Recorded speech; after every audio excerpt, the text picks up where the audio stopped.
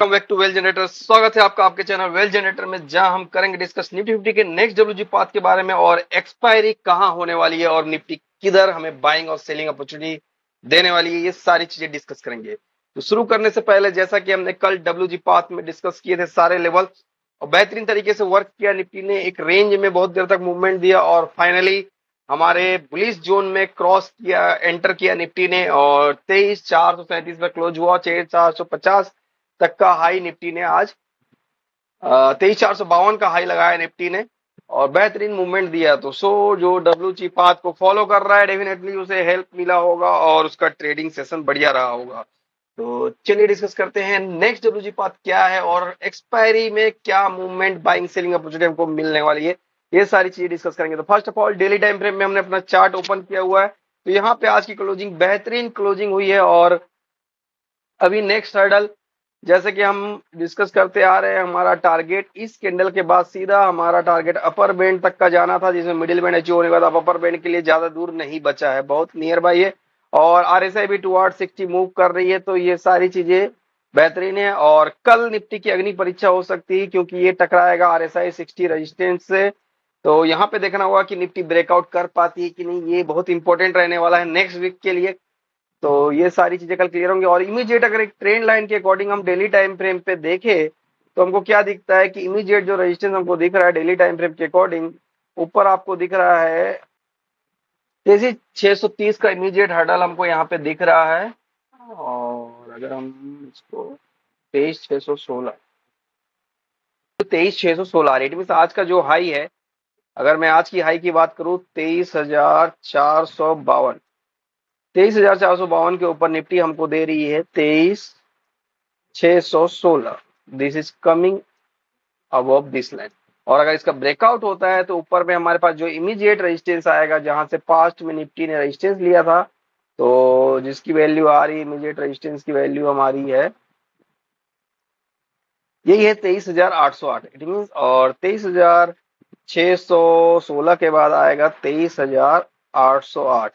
So this is the possible level on the upside if Nifty sustain above 23,452। अगर Nifty 23,452 के ऊपर sustain होती है तो पहला टारगेट 23,616 का रहने वाला है और दूसरा टारगेट है 23,808 as per the daily time frame.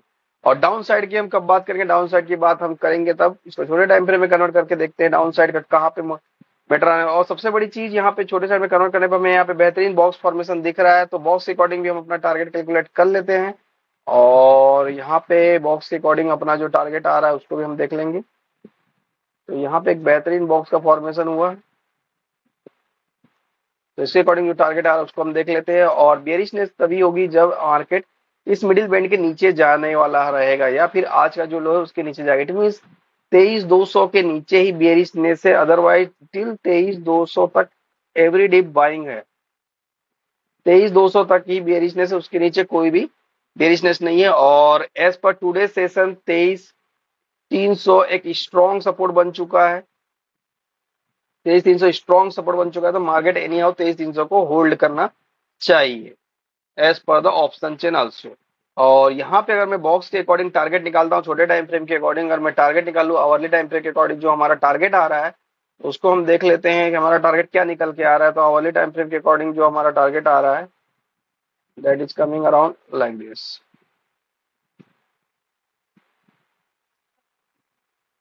ये आपका टारगेट आ रहा है this one, this will be first target and two C two V. और जो सेकंड टारगेट आपका आएगा वो आएगा दिस वन। तो यहाँ पे फर्स्ट और सेकंड टारगेट की अगर हम बात करें तो हमें जो फर्स्ट टारगेट मिल रहा है अपर साइड में एज पर द रेंज, वो आ रहा है आपका 23,536 as per the box method और सेकंड टारगेट आ रहा है 23,690।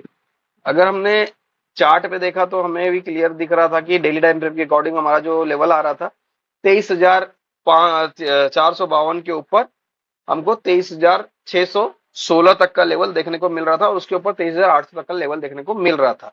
बट जब हम बॉक्स मेथड कैलकुलेट कर रहे हैं तो हमें क्या टारगेट आ रहा है, यहाँ पे जो टारगेट आ रहा है बॉक्स मेथड के अकॉर्डिंग 23,690 के ऊपर, 23,390 सॉरी 23,390 के ऊपर अगर निफ्टी रहती है तो फर्स्ट टारगेट आपका है दिस वन, जो कि है 23,536 और ऊपर आ रहा है 23,690।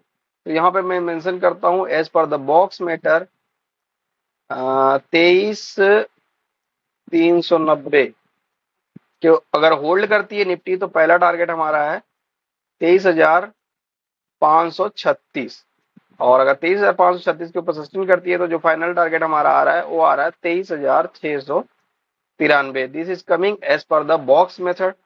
It's very simple method and very effective method. इससे सिंपल मेथड मैंने आज तक नहीं देखा है।